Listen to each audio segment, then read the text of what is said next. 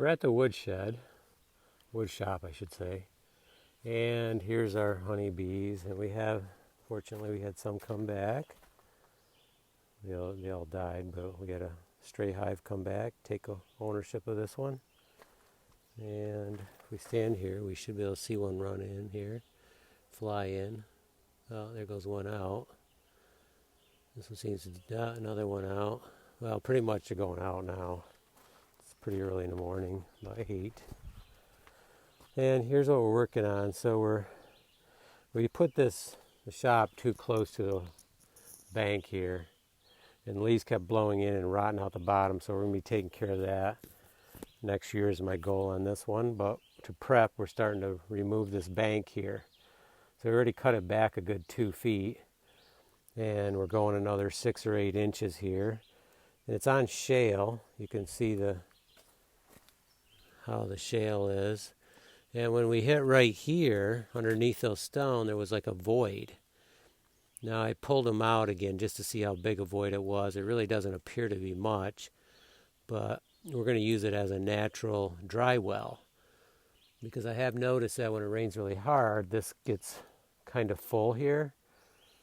Or not half full, I noticed the one day. But then right after the rain, it was all gone. So I'm thinking probably this shale has some natural fissures in it. And it's just draining right down through. So we're pulling some of the stone out that are like number 3, about 2 inches or more, 3 inches. And we're putting those in buckets, carrying them up for our little shed, putting the stone foundation in that and around that, using that there. So it's been a wet year, so this is really easy to dig. Like on a dry year, this is like almost concrete. It's really difficult. I've done it before, and it was a lot of work. So that's why this wasn't done earlier. But this year, it's so wet and moist, and it's coming out really easy. So we're going to go all the way up through here. Now, I still have more to do on the first layer here. I need to take more out of this corner so that all the water coming off the roof is in my trench. And I'm just taking some of the stone. I had done a stone wall here, just basically laid them up against the bank. And if we uncover this, you can see how it is all the way up the bank. And I just went over too far, so we're pulling some of that out. We're just putting them in here for now. I don't know what it's just the stone decor, I guess you'd call it. And I did put stone down here, so I'm not sure if I'm going to dig here and kind of put a French drain right over here. I am going to use some aluminum once I fix these boards on the bottom, the ones that need to be fixed. I'm going to use some aluminum across through here. And then we're going to be adding design to this building. Next summer is my goal on this one. The little shed is the first one. But then this is going to get some design on it. It's pretty plain right now. Considering a new roof and bringing the eaves out a little bit more too. So who knows? We'll see how the little shed goes, and then we'll decide from there.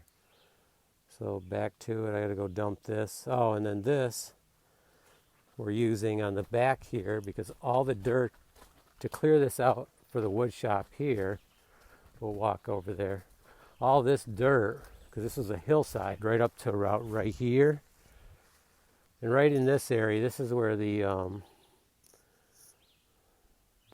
sewage, the tank is here, but then this is where it comes through, and you got all the prongs going out, and this is where it seeps in and degrades the rest of the way into basically water.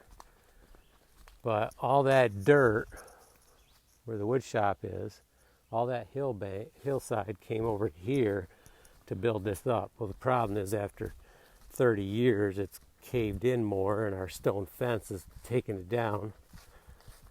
So you can see the problem here.